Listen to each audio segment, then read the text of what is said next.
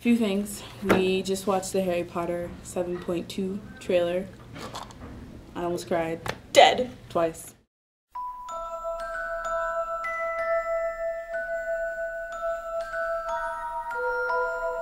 This one is just going to be a little bit of a blip on the really tiny mention of asexuality that wasn't huge. Although, even though it was really tiny and really brief and glossed over really fast, it's one of the few more mainstream presentations where they actually say the term asexuality in reference to a person. Like, as in The Big Bang Theory, Sheldon's asexuality was kind of like implied by his actions and stuff. And Huge, she explicitly states it. Right. Which, yeah. So just to give you some background, Huge was a show that aired on ABC Family, I think last year. It was canceled after one season. So it was about a group of young individuals who went to quote-unquote like fat camp. I don't know what they actually called it. But They probably called it fat camp. Okay, they probably called it fat camp. And just like drama, you know, ABC Family TV shows. Teen drama, it's just yeah, like that teen kind of thing. drama. So that's what that was about. I think it was pretty popular and then kind of decreased in ratings. So that's why it got canceled. So this episode was called Movie Night.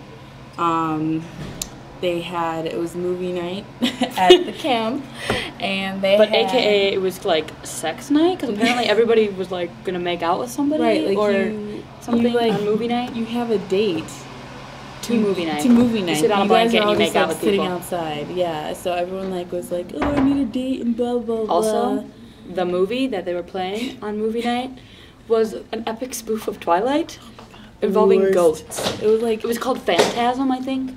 It was something like that. It was ridiculous. Think about how bad Twilight was. Like, it was that times 500 million worse. There you go. I was gonna say 100, but 500 5 million billion is better.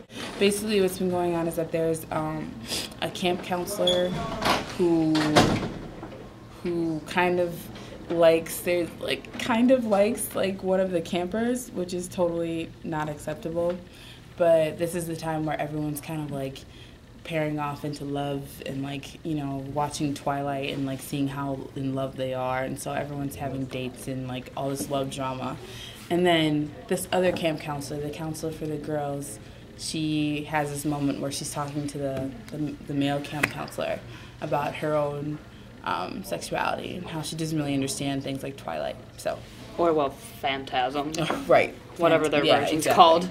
So she basically just point blank says, yeah, I pretty much identify as asexual. So right. Yeah. Here's the clip. There is so much angst going on here. You mean in the movie or here? Both, I guess.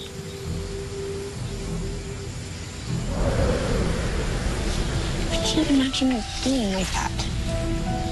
So intensely passionate about another person. You mean like being in love?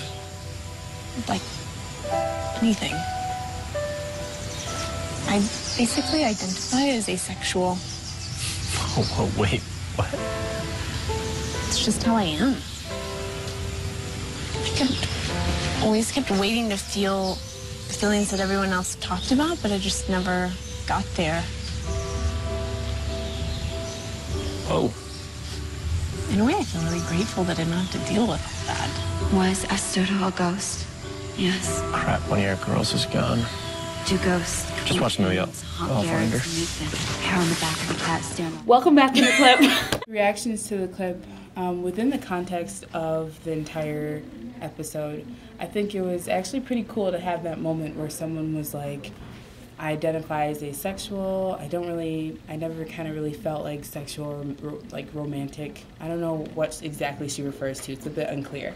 But at least those sexual feelings, and kind of have that piece there. I've never seen that before. Yeah, and as I said before, the fact that she point blank actually uses the term. Right. And she says asexual, that's the first time I've ever heard that used besides this really obnoxious soap opera in New Zealand. Don't ever watch it. It's annoying. Right. And so I guess one thing is that kind of section doesn't really get fleshed out because the male camp counselor realizes that his like camper love interest has suddenly like left like the movie area, and so he like runs off to go find her, and there's no really space to like talk about it more than just his surprise, like, oh, and then he realizes that she's gone, so he goes and chases the camper. So I'm not sure if they bring this up or if her asexuality comes back into play later on in future episodes, because I haven't seen anything else of Huge besides this. No.